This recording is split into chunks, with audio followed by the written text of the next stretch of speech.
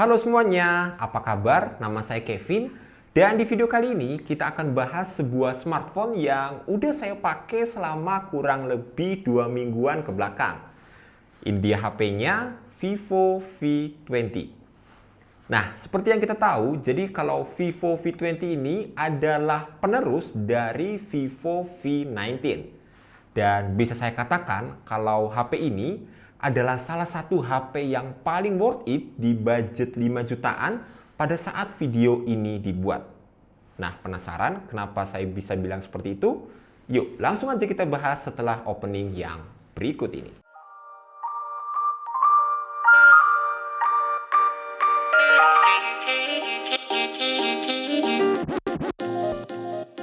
Oke, pertama saya mau langsung bahas ke performanya nih. Jadi Vivo V20 ini punya RAM 8GB dan storage di 128GB. Dan untuk masalah chipset, ini saya cukup suka ya. Karena Vivo V20 membawa chipset Snapdragon 720G yang dikolaborasikan dengan prosesor octa-core berfabrikasi 8 nanometer. Terus karena HP ini juga punya RAM yang terhitung besar, multitasking di HP ini juga terasa cepet banget. Jadi menurut pengalaman saya selama kurang lebih 2 minggu pemakaian, udah sangat puas banget dengan HP ini. Saya udah sempet tes menggunakan Antutu benchmark dan hasilnya itu bisa dapet di angka 279 ribuan. Pas saya main PUBG Mobile, settingan bawaannya itu adalah Smooth Ultra. Dan kalau mau di set ke rata kanan, bisa dapat di XD High. Apalagi dengan dukungan Vivo Multi Turbo, experience-nya terasa lebih nyaman. Karena selain bisa ngeblok notifikasi, ini juga bisa meminimalisir lag saat bermain game. Nah, yang paling menarik perhatian ketika kalian membeli Vivo V20 itu adalah dari segi desainnya. Lihat guys, nih desainnya, cakep banget kan? Tuh. Waduh, warnanya. Teknologi AG Matte Glass yang diusung pada bodi belakangnya membuat kesan matte glassnya ini terlihat lebih elegan guys. Kita juga nggak perlu takut bekas sidik jari nyeplak di back covernya. Itu karena sudah dilapisi dengan teknologi yang namanya AF Vacuum Coating. Bahan dasarnya juga terbuat dari kaca yang nggak sekedar hanya bagus untuk dilihat, tapi juga memberikan rasa nyaman ketika digenggam. Vivo kasih nama untuk yang ini itu adalah Sunset Melody. Dan sebenarnya ada satu varian warna lagi namanya Midnight Jazz. Dimensinya 161,3 x 74,2 x 7,48 mm. Yang menurut saya udah terhitung tipis untuk sebuah smartphone zaman sekarang. Saya ngerasa desain kamera belakangnya lebih kelihatan gagah dan berkarakter juga ya. Jadi dengan tampilan kayak gini sih, saya ngerasa HP ini cukup spesial di harga 5 jutaan. Vivo nyebut layout kamera belakangnya ini dengan dual tone step. Jadi jika diperhatikan secara jeli, layoutnya ini terdiri dari 2 tingkat. Tingkat pertama untuk LED flash-nya nih, dan tingkat kedua untuk ketiga lensa kameranya. Konfigurasi kameranya dimulai dari 64 megapiksel night kamera, 8 megapiksel multi mode kamera, dan 2 megapiksel mono kamera. Karena saya penasaran dengan kamera si Vivo V20 ini yang udah di-upgrade ke 64 megapiksel, kemarin saya udah sempat ngetes kameranya di beberapa kondisi. Untuk kamera utamanya yang 64 megapiksel ini bisa ngasilin foto yang punya tingkat detail yang tajam dan juga dynamic range yang luas. Level noise yang dihasilkan pun ternyata cukup rendah sehingga nggak terlalu mengganggu dan nggak terlalu terlihat juga. Jadi kalau di kondisi terang, menurut saya pakai mode auto dan XDR auto aja udah cukup banget kok.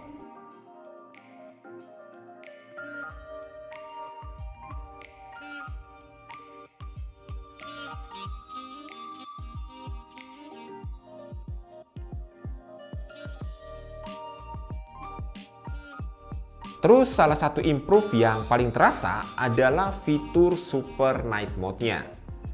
Saya ngerasa proses take foto pakai super night mode-nya itu lebih cepat ya. Terus hasil fotonya tetap minim noise dan kualitas warna yang kelihatan bagus juga. Oke, sekarang kita bahas kamera depannya. Sini. Dua kata yang bisa ngewakilin hasil foto kamera depannya, yaitu bagus banget. Speknya sendiri kira-kira kayak gini.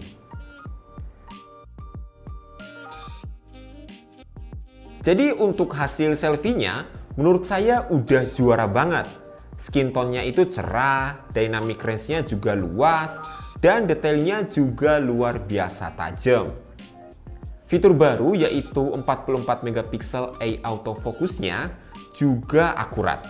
Bisa mengikuti kemana arah wajah kalian, jadi nggak perlu takut kalau kalian selfie terus misfokus alias ngeblur. Buat kalian yang mungkin suka foto di malam hari, nggak perlu khawatir. Karena kamera depannya juga support dengan super night selfie. Ngomong-ngomong, hasilnya saya cukup suka nih. Karena fotonya kelihatan jelas dan backgroundnya juga kelihatan bagus. Resolusi perekaman video di kamera depannya juga bikin saya gagal fokus. Itu karena di Vivo V20 sudah bisa merekam di resolusi 4K 30 fps. Selain itu juga ada fitur yang namanya Steady Face Selfie yang bikin videonya semakin jernih dan juga bisa meminimalisir goncangan. Dan itu otomatis bikin hasil video yang direkam semakin stabil. Terus juga ada satu fitur di kamera depannya yang menurut saya ini berguna banget buat kalian para content creator yang suka bikin video unboxing. Ada dual view video yang bisa ngerekam video kamera depan dan juga kamera belakangnya secara bersamaan kayak gini nih. Oh ya, saya juga merekomendasikan buat kalian yang suka menggunakan atau mengoperasikan sebuah smartphone dengan satu tangan saja. Seperti yang udah saya bilang tadi, selain punya bobot yang ringan, HP ini juga terasa compact pas digenggam. Saya rasa ini karena ukuran bezelnya yang lebih tipis dan bodinya yang sekarang emang terasa lebih slim. Jadi walaupun dimensi layarnya nggak bisa dibilang kecil karena udah di 6,44 inci, HP ini tetap bisa dipakai satu tangan dengan aman dan juga nyaman. Masih soal layar, Vivo V20 layarnya sudah menggunakan panel AMOLED beresolusi 2400 x 1800p Full HD+, yang tentu saja sudah support Screen Touch ID dan juga Always On Display. Oke, sekarang yang kita mau omongin adalah dari sektor baterainya. Nah, HP tipis kayak gini kira-kira baterainya berapa ya? Vivo V20 punya kapasitas baterai 4000 mAh. Dan selama pengalaman pemakaian saya, HP ini masih sanggup untuk dipakai seharian kok. Selama pemakaian 2 minggu kemarin, rata-rata bisa dapat screen on time sekitar 6-7 jam. Dengan penggunaan saya itu buat browsing, main sosmed, streaming YouTube, chattingan, dan juga sedikit ngegame. Kalau kalian khawatir dengan kapasitas baterainya yang terhitung kecil, tenang aja. Output charger dari HP ini itu udah terhitung cepet banget. Gimana enggak?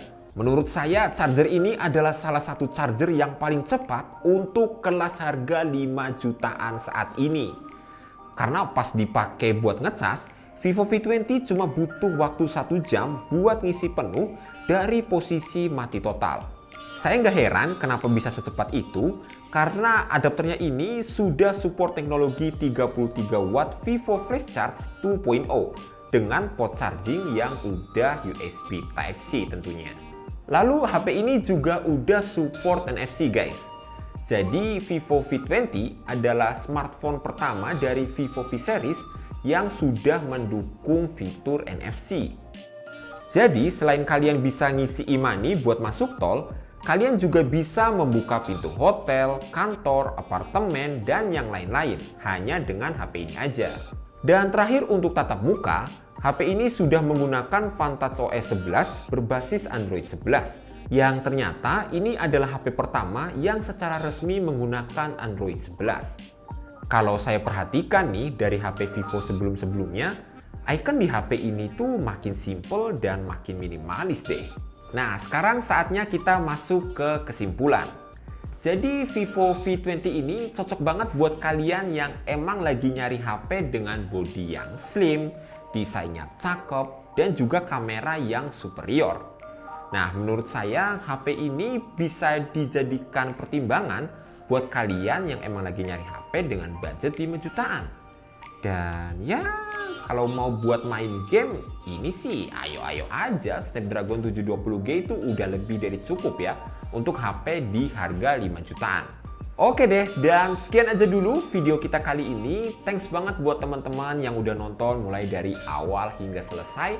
Saya Kevin, kita jumpa lagi di video selanjutnya. Bye-bye.